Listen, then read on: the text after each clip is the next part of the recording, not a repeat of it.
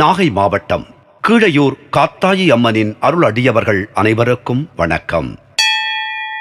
இன்றும் என்றும் உங்களுக்கு மகிழ்வான செய்திகள் தொடர நெஞ்சம் நிறைந்த வாழ்த்துகள். அவ்வாறு ஒத்திகை நடைபெற்றுக் கொண்டிருந்த போது அவர்களில் சிலர் பல தவறுகளை செய்து சாபங்களை பெற்றுக்கொண்டார்கள். எனவே அந்த சாபத்தை நிவர்த்தி செய்து கொண்டு மீண்டும் தெய்வீக நிலையை பெறுவதற்காக சில தெய்வீக தண்டனைகளை அனுபவிக்க வேண்டி இருந்தது.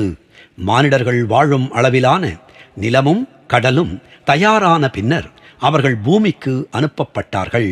அவர்களின் தண்டனை காலத்தில் தாங்கள் செய்திருந்த தவறான செயல்களுக்கு மன்னிப்பு கோரும் வகையில் கடினமான தவங்கள் தியானத்தில் இருக்க வேண்டி இருந்தது. தண்டனை காலம் முடிந்த பின்னர் அவர்கள் அந்தந்த நிலங்களில் தம்மை தேவகணங்களாக வெளிப்படுத்திக் கொள்ள பிரம்மா அனுமதித்திருந்தார். பரபிரம்ம லோகத்தில் இருந்த தேவகணங்களுக்கு கிடைக்கும் சாபங்களின் தன்மைகளும் பூலோகத்தில் உள்ள மனிதர்கள் பெறும் சாபங்களின் தன்மைகளும் வெவ்வேறான நிலையில் ஆனவை ஆகும். பரபிரம்ம லோகத்தில் இருந்த தேவகணங்களுக்கு கிடைக்கும் சாபங்களின் தன்மைகள் பூமியில் கிடைக்கும் சாபங்களின் தன்மைகளை விட மிக பெரிய அளவிலானது. சாப விமோச்சன தண்டனைகள் கடுமையான முறையில் கடைபிடிக்க வேண்டியவைகளாக இருந்தன.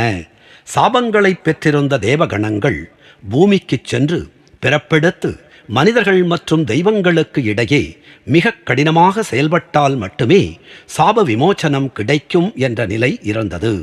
பூமியில் பலகாலம் கஷ்டப்பட்ட பின்னரே அதே பூமியில் இருந்த முதல்நிலை தெய்வங்களின் உதவிகளுடன் அவற்றால் பாப விமோச்சனம் பெற முடிகின்றது. ஆனால் இந்த நாடகங்கள் மானிடர்களுக்கு புரியாது, தெரியவும் தெரியாது. அவை ஆன்மீக மகான்களுக்கு மட்டுமே தெரியும் மற்றும் புரியும். புராணத்தில் காணப்படும் பல கதைகள் மூலம் பல தெய்வங்கள் பாப விமோச்சனம் பெற்றுக்கொள்ள பூமிக்கு வந்து மனித உருவெடுத்து அவர்களுக்கு நிர்ணயிக்கப்பட்டிருந்த குறிப்பிட்ட இடங்களுக்கு சென்று தங்கி தவமிருந்து சாப விமோச்சனம் பெற்றன என்பதை அறிந்து கொள்ள முடியும். அவர்கள் தவமிருந்த காலத்தில் அவர்களுடைய முழுமையான தெய்வ சக்திகளை பிரயோகிக்க முடியாது. மிக குறைந்த அளவிலேயே அவர்களது தெய்வீக சக்திகளை பயன்படுத்த முடியும் என்பதும் பிரம்ம விதியாக இருந்தது.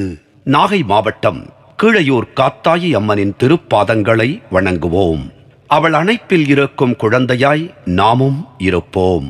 நாகை மாவட்டம் கீழையூர் காத்தாயி அம்மன் நம்மை காத்து அருளுவாள்.